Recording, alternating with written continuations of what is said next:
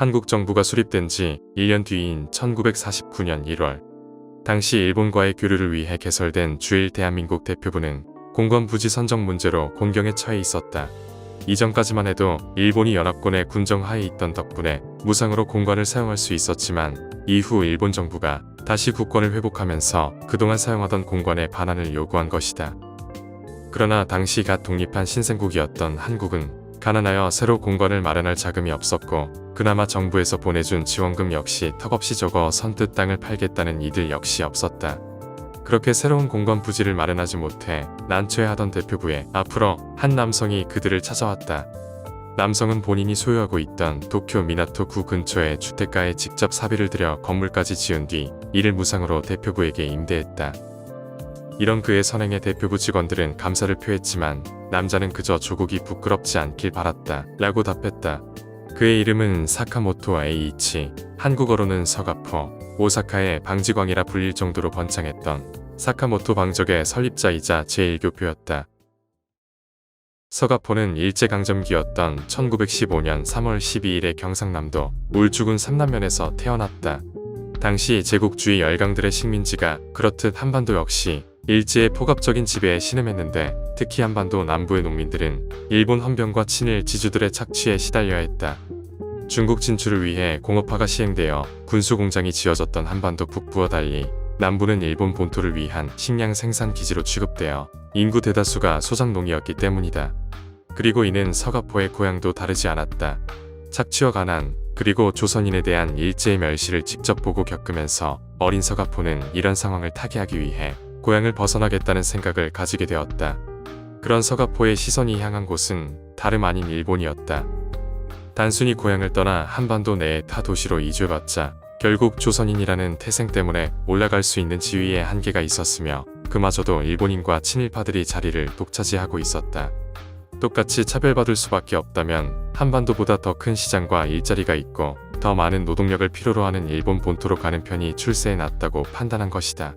실제로 일본과 거리와 가까웠던 경상도와 제주도 등지에서 수많은 조선인들이 보다 더 나은 삶을 위해 일본으로 이주하기도 했다.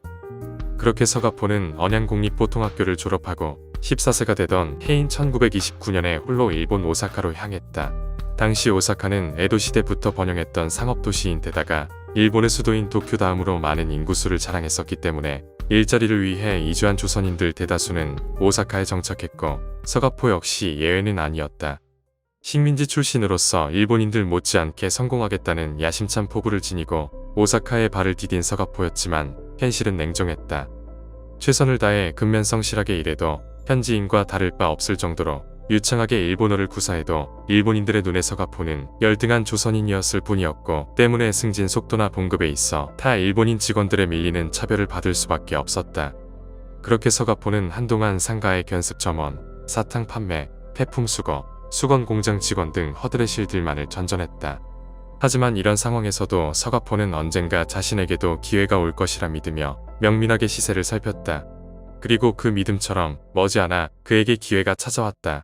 1941년에 태평양 전쟁이 발발한 것이다.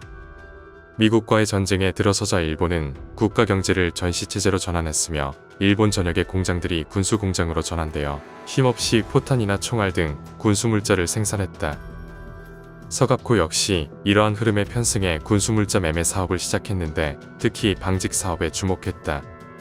군수물자 중 총기 못지않게 대량으로 생산할 수 있는 것이 군복이며, 전시체제에서도 민간인들을 위한 의류 생산이 허용된다는 이유에서였다. 그리고 이런 서가포의 판단은 적중했다. 예상대로 미국과의 전쟁이 격화되면서 수많은 청년들이 군인으로 징집되어 전장으로 향했고, 이들이 입을 군복의 생산 역시 활발해졌다. 그리고 이에 맞춰 서가포의 군복 매매 사업은 호황을 맞았다. 그렇게 서가포는 타 제1교포나 일본인들에 비해 많은 재산을 축적할 수 있었다. 14살의 어린 나이에 홀로 일본행 배를 타면서 다짐했던 남부럽지 않게 성공하겠다는 꿈을 어느 정도 이룬 것이다. 이렇듯 군수물자 판매로 서가포의 사업은 호황을 누렸으나, 1945년 일본의 패배로 전쟁이 종전되면서 그의 군수물자 매매 역시 끝이 났다. 이후 한반도가 일본으로부터 해방되면서 서가포 역시 고향으로 돌아가려 했으나 일본에 의해 저지당했다. 전후 조선 귀국자에 대한 재산 반출 제한으로 인해 일본에서 벌어들인 자금을 한반도로 이전할 수 없었기 때문이다. 일본에서 온갖 멸시와 차별을 견디며 힘들게 쌓은 재산을 포기할 수 없었던 서가포는 결국 귀국을 포기하고 일본에 남는 것을 선택했다. 하지만 고향에 돌아갈 수 없는 상황에서도 서가포는 좌절하지 않고 또 다른 활로를 개척했다.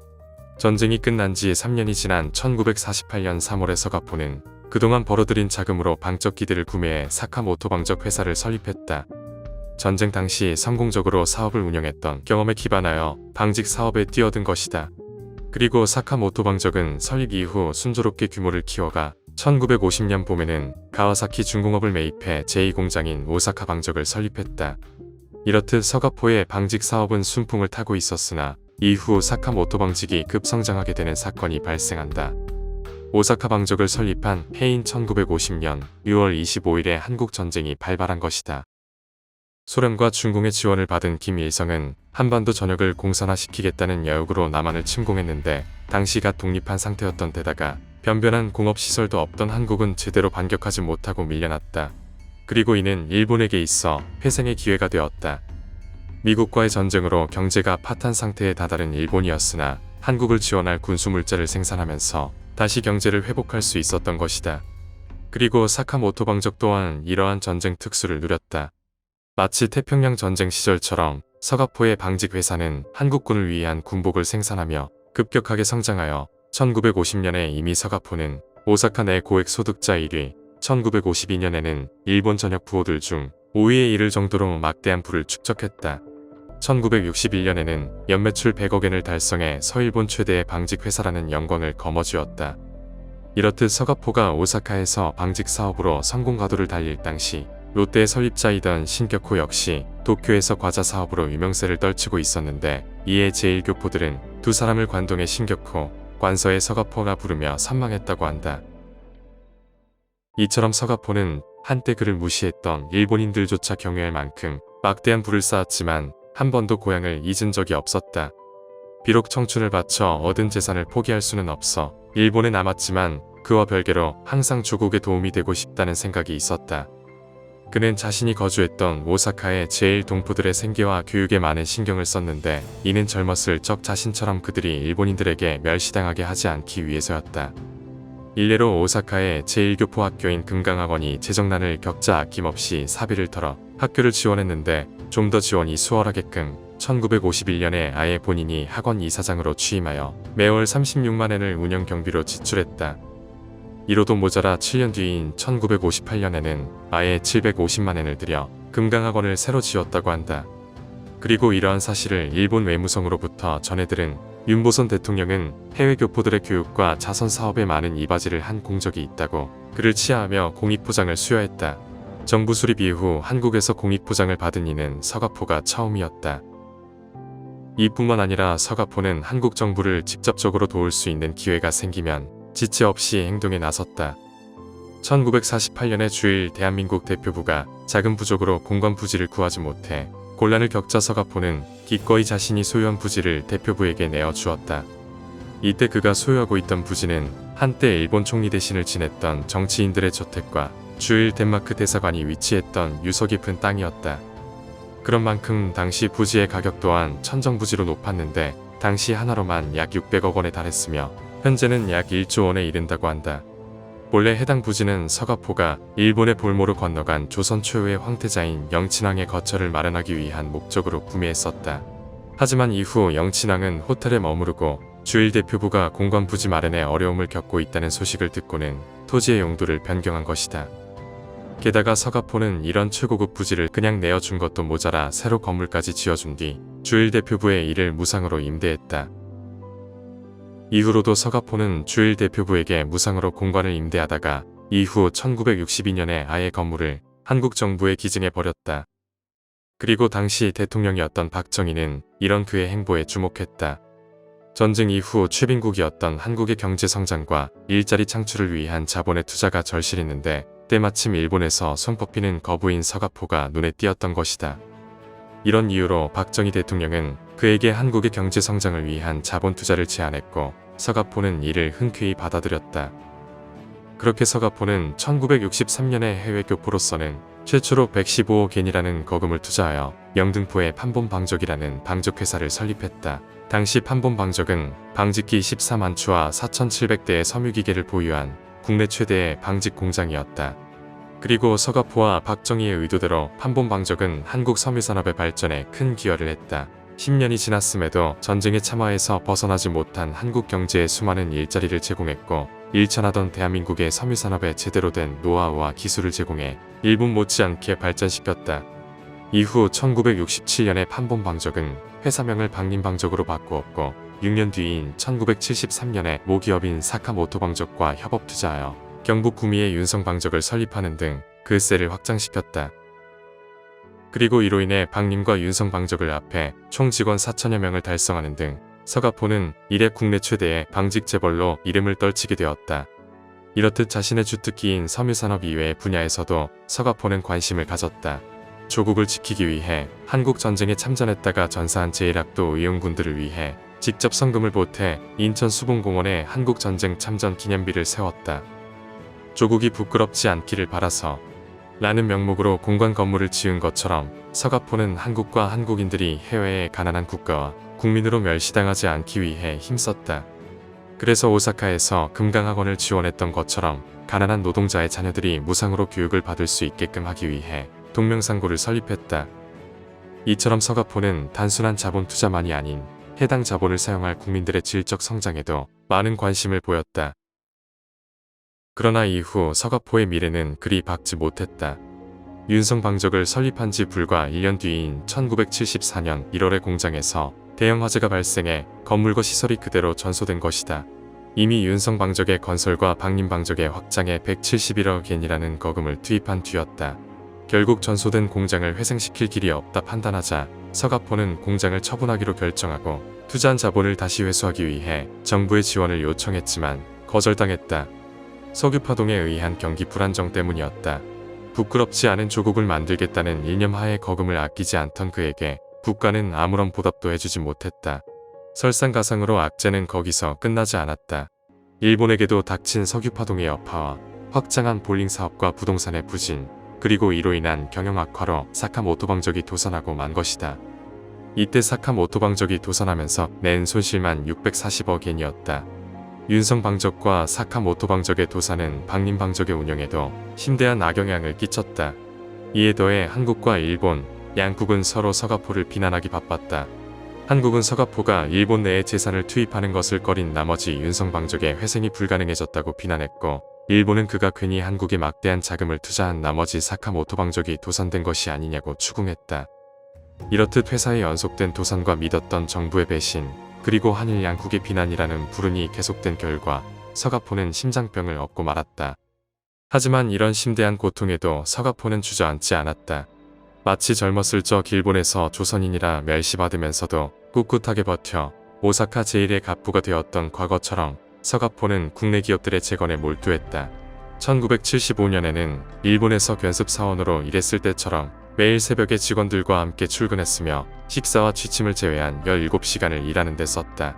심장병으로 몇 번이나 병원에 실려가면서도 그는 부끄럽지 않은 생애를 보내겠다며 새벽 출근을 멈추지 않았다. 그리고 이런 서가포 회장의 노력이 빛을 발했는지 박림방적은 1년 뒤인 1976년 9월 결산 때 50억 원 이상의 흑자를 기록하는 등 어느 정도 도산의 후유증에서 벗어났다. 하지만 당시 60세라는 고령과 지병인 심장병, 하루 17시간 근무라는 가혹한 강행군은 점차 그의 심신을 갉아먹었다. 결국 박림방적이 50억 원의 흑자를 기록한 지 불과 2달 뒤인 1976년 11월 22일에 서가포는 서울 종로구 삼청동의 자택에서 심장병으로 사망하고 말았다. 향년 61세의 나이였다. 그의 사후 박림방적은 장남인 서상근이 이어받았으며 이후 1979년에 일본 측 지분을 전부 사들여 완전한 한국 기업이 되었다. 또한 대표부를 위해 공관을 기증한 그의 공로를 기려 주일본 대한민국 청사는 그의 아우를 딴 동명제라는 공관의 역사 자료실을 건설했으며 이후 2015년에 그의 흉상을 세웠다. 서가포. 그가 살아온 61년 중 일본에서 보낸 시간은 34년이며 남은 27년의 삶은 한국에 바쳤다. 비록 조선인이라 멸시받았지만 군수물품 매매로 큰 돈을 벌어들였으며 사카모토 방족의 설립으로 오사카는 물론 일본 열도에서 5손가락에 꼽히는 거부가 되었다.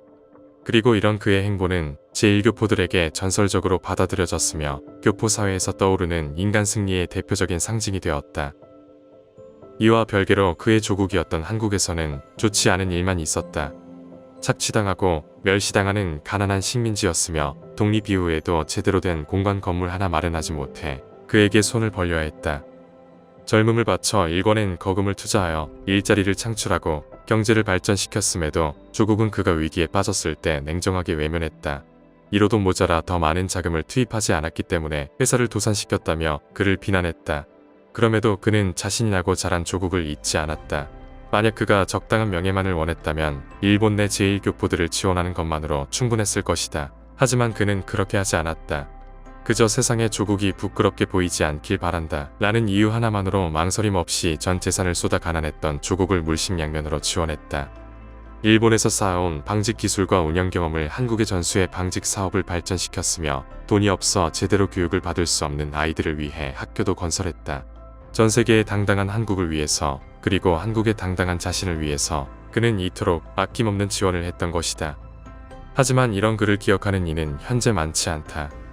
현재 그의 발자취가 남아있는 곳은 일본 대사관의 동명제와 흉상, 수봉공원의 제1학도 의용병 참전기념비에 새겨진 이름이 전부이다.